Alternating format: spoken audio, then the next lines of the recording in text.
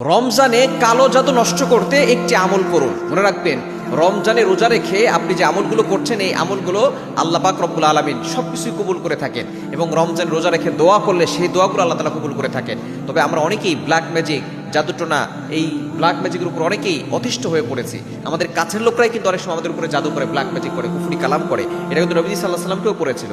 আপনি মনে করতে পারেন যে আপনার তো কোনো দুশমন নাই, কিন্তু দেখতেছেন আপনি অসুস্থ, কোনো রোগ ধরা পড়ছে না, এরপর আপনি বারবার বিপদে পড়ে যাচ্ছেন, আপনি বারবার কেমন যেন অস্বস্তি ফিল করছেন। এগুলো হচ্ছে জাদুটোনা, ব্ল্যাক ম্যাজিকের লক্ষণ। যদি এরকম কিছু দেখেন, আপনি একটা আমল করবেন রমজান মাসে, রোজা রেখে আপনি আমলটা করবেন। কিভাবে আমলটা করবেন? আপনি একটা কাঠের চেয়ারে বসবেন, অবশ্যই অজু করে আমলটা করবেন এবং আপনি শুদ্ধ করে কোরআন তেলাওয়াত করার চেষ্টা করবেন।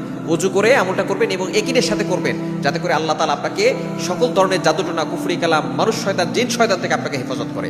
আপনি একটা কাঠের চেয়ারে একটা ছুরি নিয়ে বসবেন। এরপরে আপনি প্রথমে একবার সূরা ফাতিহা পড়বেন, আয়াতুল কুরসি একবার পড়বেন, সূরা ইখলাস একবার, সূরা ফালাক একবার, সূরা নাস একবার পড়ে বুকে ফু দিবেন আর হাতে ফু দিয়ে পুরো শরীরে হাতটাকে বুলিয়ে দিবেন। ইনশাআল্লাহ শরীর বন্ধ হয়ে যাবে।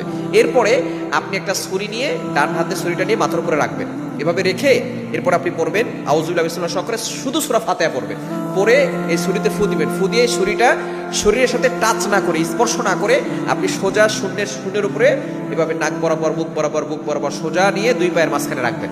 আবারও ছুরিটা নিয়ে মাথার উপরে রেখে আবারও আউযুবিল্লাহি মিনাশ শাইতানির রাজিম করে শুধু সূরা ফাতিহা পড়ে ছুরিতে ফু দিয়ে এভাবে সোজা টান দিয়ে নিয়ে যাবেন, শরীরের সাথে স্পর্শ না করে। এভাবে যদি আপনি 7 বার করেন, দুনিয়ার যত ধরনের বড় ধরনের শক্তিশালী জাদুটোনা হোক না কেন, আল্লাহ পাক রব্বুল আলামিন এই জাদু কেটে দিবেন এবং তারপরে 5 ওয়াক্ত নামাজ পড়বেন। নামাজের পরে শরীরটাকে বন্ধ রাখবেন। ইনশাআল্লাহ দুনিয়ার কেউ আপনাকে ক্ষতি করতে পারবে না।